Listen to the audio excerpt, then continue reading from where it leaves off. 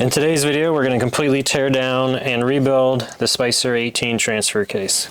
This transfer case in some form came in Jeeps from 1941 until 1972, so there's a ton of them out there. They all have little small differences, but for the most part this procedure will be exactly the same. I'll be using all Kaiser Willys parts to put this thing back together. We'll talk more about the parts, ordering, what to get, things like that after the teardown. The tools for this job are incredibly simple. The only specialized tool that I use for disassembly is this modified chisel. You'll see that in a moment, and some type of snap ring pliers. By far the most challenging thing about these is just dealing with the mess. You can see this thing. On one side it's crusty hardened dirt, on the other side it's greasy, you know, 50 years of gear oil and dirt. So just dealing with the mess, stripping this down and getting a clean slate is the biggest part of the job. If you haven't already done so, drain your oil. There really isn't a wrong way to go about disassembly. I like to take off the yoke nuts, the PTO cover, the drain plugs, the emergency brake parts, things like that. I want to pause the time lapse there to make note of a couple important things. There are pullers to remove this. Two-jaw puller or a specialized yoke puller will work well. More often than not though, especially if you're going to replace these, a few taps on the back will take the front one off. In my experience, the front one is usually the most difficult one. The rear yoke is a companion flange on most of the older CJs that had the drum on the transfer case. This one usually comes right off, so don't pry on the drum. But usually, like this one, I just wiggled it, but there are also pullers that will bolt to this flange and remove that as well. Another important thing to take note of, we need to remove these little caps right here. There's one on both sides of the shift tower. Behind those are the detent ball and spring, but usually they pop right out. So it looks like there's the spring. I have a little box here. Save everything until you know you don't need it. Ooh, this spring was broken, so that's a pretty common problem that leads to sloppy shifting and popping out of gear. And then that's the ball. So there are one of those on both sides. Here's the ball from the other side in the box. Save the plugs. Remove your shift tower pin. If you have a regular CJ style transfer case, you'll have a square nut here with possible safety wire through it, and then the pin drives out this way towards what would be the passenger side. This style transfer case has a threaded pin, but it's the exact same concept. So there's our shifters. These are little shifter springs. Save those. These are in good shape. They will be reused. A big part of this job is chipping away at all the grease and crust to get to the bolts so that you can get wrenches on them. I'm going to scrape this nasty gunk off of here, and that's really going to help remove this front cover. I like to take a little penetrating oil, put them on these shafts, and remember, clean all that grime off of there. There are 5 bolts that hold the shift tower onto the main case, so you need to make sure they are all out. If you saw me struggling with some of them, it's just because they're so encased in this nasty dried gear oil substance. The dead blow hammer usually does a pretty good job of separating these two pieces. Do not do this. A lot of people like to take a screwdriver and drive it down in there. It messes up both sides of the case. So ideally, you could take a rubber hammer or a dead blow, and look at that, it started coming apart. Once you have it open, it's okay to give a little pressure with this, but you don't want to drive this down there. If someone used silicone on this, it can be really stuck on there. So as you begin to pull it off, push this one on the left, push it in a little bit, pull this one out, and you'll feel it slowly starting to come free. Then you'll just have the resistance of the seal, and now I'm just kind of stuck in that grime on the end of the shift rail, and there you have it. Shift tower is off. If it gets stuck, don't pull harder, don't pry, move the shift rails around a little bit. See this groove right here? That pill gets stuck in there, and it has to line up with the groove on this shaft, so that pill drops over, then it slides off. While we're at this point, let's take a moment to talk about the interlock pill. So that is the little pill that's in between the shift rails that prevents it from going into two-wheel drive, low range. There it is. So that is the interlock pill. That's the little doodad a lot of guys remove.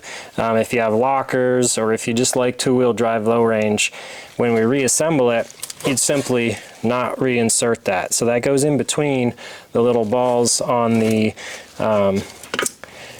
detent side, and that's what rides in this little groove right here. So for two-wheel drive low range, you would remove that. You can see the giant mess I've created. It's just par for the course with these old crusty transfer cases. We're going to set this piece to the side for now.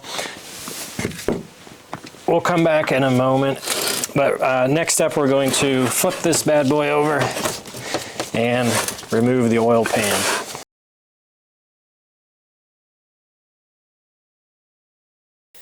Now that the oil pan is off, it's time to start removing the gears.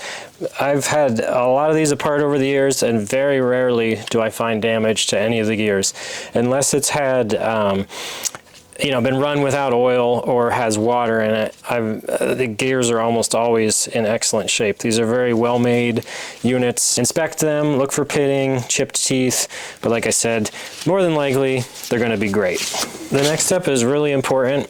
There's a 9/16 bolt, or it's a 3/8 bolt with a 9/16 socket. Remove that, and then there's a little square tab that retains the intermediate shaft. So the next gear we need to remove is this big middle one. It's the double-sided gear. And the really important thing here is we're going to drive this through the case, but you must go from this side to this side. So the side that you remove the bolt and locking tab from, you do not want that passing through the case. You want to go from the other side. And why that is the holes are slightly different sizes. It gets really tight on one side and it's a little bit looser on the other. And that's what holds it in place, seals it up from leaking. So if you drive it through, you actually enlarge this other side, or you'll crack it or mar up the shaft. So you don't want to do that. Also, sometimes these can be really stuck in there. This one's got a lot of buildup of crust and rust, and that could either mean it was kind of acted like a sealant from the moisture and mud and stuff, or it could have made it really stuck in there. So we're gonna have to hit it hard, but you don't want to break the case or chip anything. Sometimes you will reuse these shafts if you're just buying like the gasket kit or just replacing the intermediate shaft bearings. Either way, you're going to want to use, I like to use brass. So I'm going to take a hammer and a piece of brass, and I'm going to drive it from the front side, the transmission side, to the output side on the back. Okay, that was 3 or 4 blows. It's moving. You'll be able to see a nice shiny line where it's coming through the case. If I was going the other way with this, I would be having a lot more resistance. So once you start to feel it go, now it's coming through nicely. When this comes out, you're going to hear all the little needle bearings in there falling down in the case or in the gear, and that's okay because we're taking it apart. So there is the intermediate shaft. This one has a little bit of wear, but not terrible. So remember, the little keyway side does not get driven through the case. The smooth side from the transmission out the back. Once the shaft's out, you just grab this gear and you can roll it right on out. You're going to have a thrust washer on both sides. This often, when you see shiny gold bits in your oil, it's from these 2 little guys coming apart. So we're going to set them aside. Inside the gear, I've seen, these are caged. I've seen them, both ways. Sometimes they're caged, sometimes they're loose bearings. And but those are probably the most important bearings in this unit, and they are also prone to failure with improper lubrication, or they get rust and water, things like that. So we'll put them in with our parts. Here's our intermediate gear. This is important. We're going to reuse that, set it off to the side, and now on to the main shaft. You're doing great. We are almost done stripping this case. I will let you know, like I said before, you don't need any fancy tools to do this. You don't even need a press. I have a press, but I don't ever really use them on a Spicer 18. So all that's left now is to remove these bearings and gears and drive this shaft through. This part doesn't require, but I made this little special tool out of a chisel. This chisel was about $7. I cut a notch that's just big enough to clear the shaft, and what we need to do now is make space for this gear to slide forward because there's a snap ring in front of that bearing. When you're driving the chisel in to move this bearing, this is the front where the four-wheel drive housing goes in. The snap ring would be right here. There's a little snap ring groove. So what you're doing is driving this to move this bearing. So this would be tight against there. You're creating space to push that snap ring up out of its groove. I just wanted to show you that. And then when you drive it out of the case, you're driving this through here and it's pushing that off. So there's the snap ring groove. So that's why we have to use the chisel or a piece of wood or something to spread that bearing off the shaft. I'm switching over to a brass hammer now, and I'm going to drive this shaft towards the rear. So I'm not hitting on the threaded end. This is just the flat end with a brass hammer. Give it a few whacks. This front bearing, you'll see the outer race starting to slide through. This part shows the location of where the chisel or wedge is driven. It's pushing between the gear and the bearing to create a space to remove that snap ring we just talked about. Here you can see it.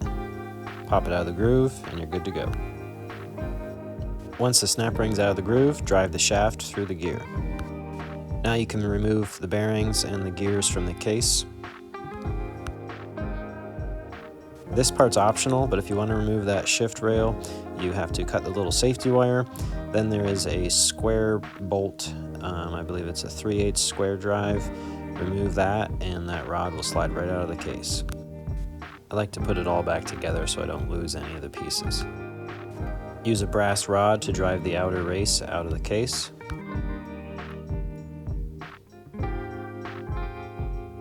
We now have successfully stripped the main case. Now we're going to remove the bearing from the main shaft, put down something soft, grab a drift that fits down in the splines, and drive on the inner race only. It's a bit of a juggling act holding the drift and the shaft while striking it, but give it a few whacks, it'll slide right off.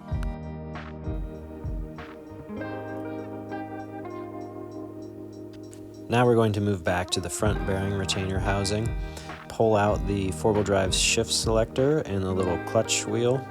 Behind that is a snap ring that holds the ball bearing in. This is a pretty flimsy snap ring, and a flathead screwdriver pops it out no problem. A few light taps and the front output shaft will pop out. Use the brass drift to drive out the ball bearing. This is a slip fit, it comes out very easily. All that's left is to remove the seals from the housing. This is the rear bearing retainer. Use a flathead screwdriver or a seal puller to remove the seal. Be careful not to damage the cast iron housing. You'll notice these thin little shims. Save those, we'll reuse them for reassembly.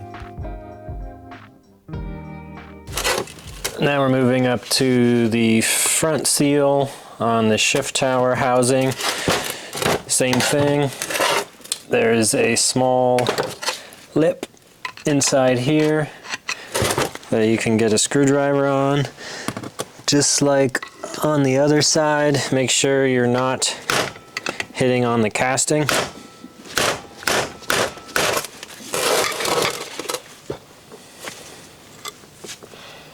There you have it. Next up are the two little shift rail seals.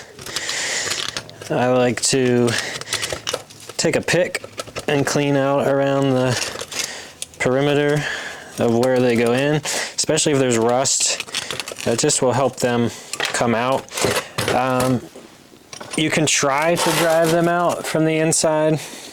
I have this little tool that's actually kind of bent with a hook on the end, and sometimes I can slide that in here and it'll catch, but usually that's not the case. So sometimes you get lucky and you can pry on them like this and they'll come out, but these can be a little bit more of a challenge. Yeah, this one's gonna fight me.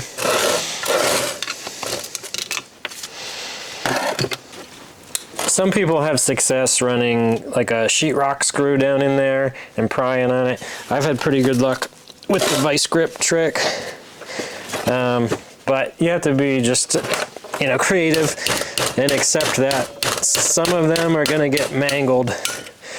So there it is. There's the rest of it. Not pretty. I believe they do make a seal puller for this, but just use what you have, and the main thing is just be careful not to damage the bore or the edge too much, because then it won't seal well. This was definitely one of the more challenging ones. Most of the time you can stick a big flathead in there and pop them out. These were double lip and have been in there for a very long time. This is the aftermath. This is real. This is the Jeep life. It's like a war zone, but we won. Now we can clean up. We'll scrub our parts down, get our new parts out, and be ready for reassembly.